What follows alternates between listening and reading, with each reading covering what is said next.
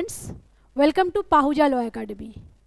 जैसे कि आप लोग सब कोई जुडिशरी एस्पिरेंट्स है, आप जुडिशरी एग्ज़ाम के लिए प्रिपेयर कर रहे हैं, तो सबसे पहला एक क्वेश्चन आता है कि क्या जुडिशरी एग्ज़ाम क्लियर करना टफ है। तो एक कोटेशन है, nothing is impossible in this world, everything is possible.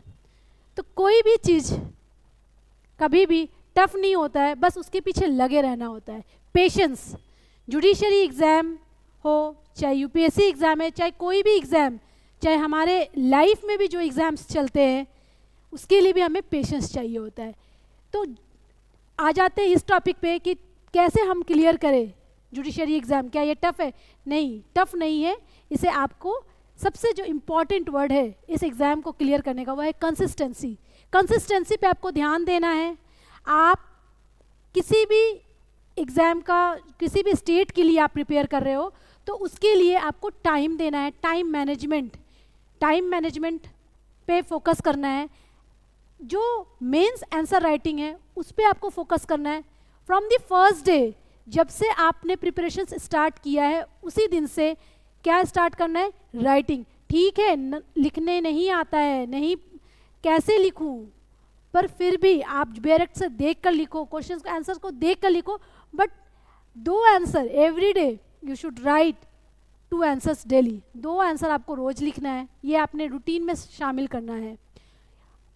जो भी करंट अफेयर्स है, डेली करंट अफेयर्स, उसके साथ क्या है आपको देखना है, अपडेट रहना है कि डेली करंट अफेयर्स क्या है। जीएस पे, क्योंकि बिहार यूपी, उसके लिए जीएस बहुत इंपॉर्टेंट है, जीएस पे भी आपको फोकस करना है।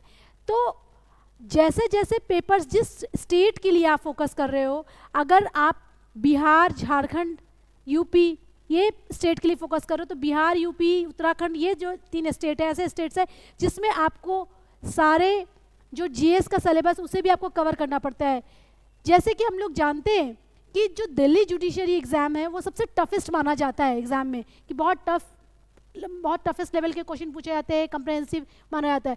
लेकिन फिर भी अगर आप दिल्ली के लिए भी लगे हुए तो बस more and more practice, previous year questions नहीं छोड़ना है, ज़्यादा से ज़्यादा प्रीवियस ईयर क्वेश्चंस करने हैं, ज़्यादा से ज़्यादा सिटिंग करना है, पढ़ना है, टाइम देना है, पेशेंस रखना है। अगर एक पेपर ना निकलता हो तो ये नहीं कि जुडिशरी एग्ज़ाम तो बहुत टफ है, हम तो कर ही नहीं सकते, नहीं। लीगल अपडेट्स आपको करना है, आपको मॉक इंटरव्यूज़ में फेस करना है, कि मॉक इंटरव्यूज़ देना है, कि हाउ टू सिट, कैसे बैठना है, कैसे अपने आप को सोचो कि यू आर ए जज। आपके एटीट्यूड में जज होना चाहिए। एटीट्यूड में ये नहीं कि आप उसमें घमंड करने लगो, एटीट्यूड कैसे बैठते हैं जज, कैसे बोलते हैं, आपके बातों में ठहराव होना चाहिए। आपको एक जज को माना जाता है कि एक अच्छा श्रोता होना ज़रूरी होता है। तो सबसे पहले आपको ये भी देखना है, इसमें ध्यान देना है कि हाँ, मैं ज़्यादा से ज़्यादा सुनूं, मैं देखूं, मैं कैसे प्रैक्टिस करूं।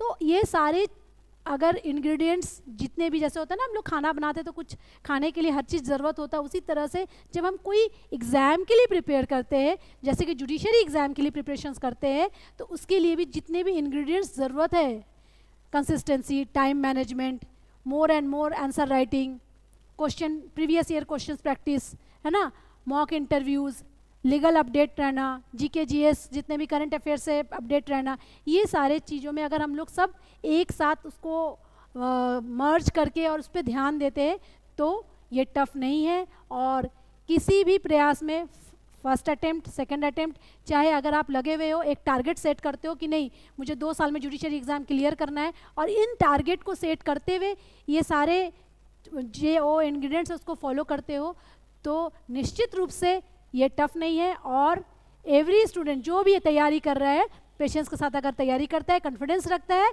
तो आप अपने गोल को बिल्कुल अचीव कर सकते हो, टफ नहीं है। Thank you students.